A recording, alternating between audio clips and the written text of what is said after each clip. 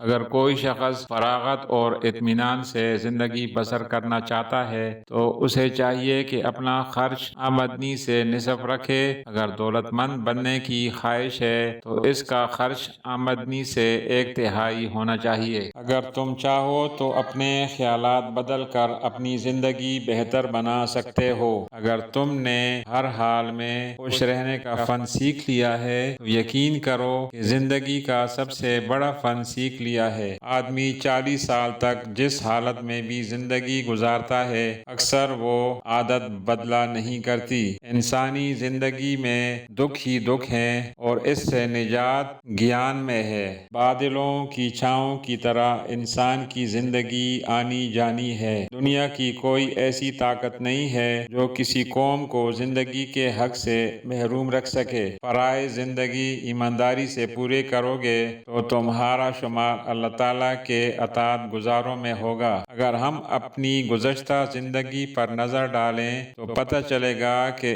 اس میں اس قسم کے سنہری مواقع کثرت سے آئے ہیں جن کو ہم نے خود کھو دیا ہے۔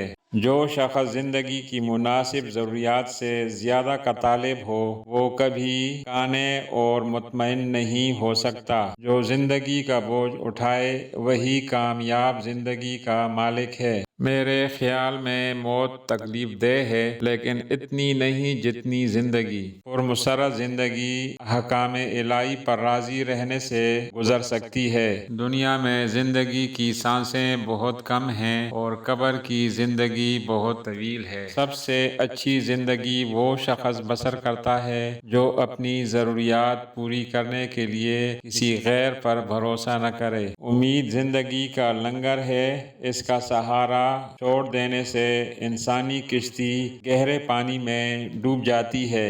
زندگی ہمیں اس لیے عطا نہیں کی گئی کہ ہم اسے ان اشغال میں صرف کریں جو ہمیں موت کے وقت اس دنیا ہی میں چھوڑنے پڑیں گے۔ زندگی کا بہترین سرمایہ اچھی کتاب ہے۔ زندگی کا مقصد بنا لیجئے پھر اپنی ساری طاقت اس کے حصول پر لگا دیجئے، آپ یقیناً کامیاب ہوں گے۔ زندگی کا مطلب مسرت نہیں بلکہ تکمیل انسانیت ہے۔ غور کرو کہ اس دنیا میں ہمیں زندگی بسر کرنے کی جو مدت ملتی ہے اس کی حقیقت کیا ہے۔ فرض کرو ایک شخص 60 سال زندہ رہتا ہے، اب 23 سال اس کے سونے میں گزر گئے، 15 سال بچپن کے کھیل کود کی نظر ہو گئے، اب جو وقت باقی بچا وہ ہمارے کھانے پینے اور کمانے میں خرچ ہو گیا، تو اس حیات ابدی کے حاصل کرنے کے لیے ہمارے پاس وقت کہاں ہے؟ اس لیے ان قیمتی لمحات کو ضائع نہیں کرنا چاہیے اور ان کی اہمیت کو محسوس کرنا چاہیے۔ زندگی کی مصیبتیں کم کرنا چاہتے ہو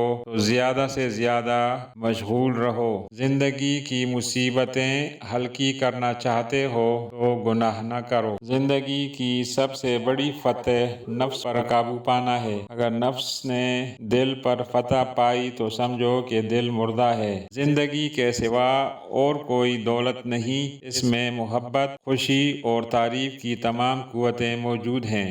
انسانی مسرت زندگی میں ہے اور زندگی محنت میں۔ جب لوگوں کو پتہ چلتا ہے کہ زندگی کیا ہے تو یہ آدھی گزر چکی ہوتی ہے۔ زندگی کی ٹھوکریں انسان کو جگاتی ہیں اور مصائب کی آگ پختہ کرتی ہے۔ زندگی دوسروں سے قرض نہیں لی جا سکتی، اسے خود روشن کرنا پڑتا ہے۔ زندگی کو موت سے پہلے غنیمت جانو۔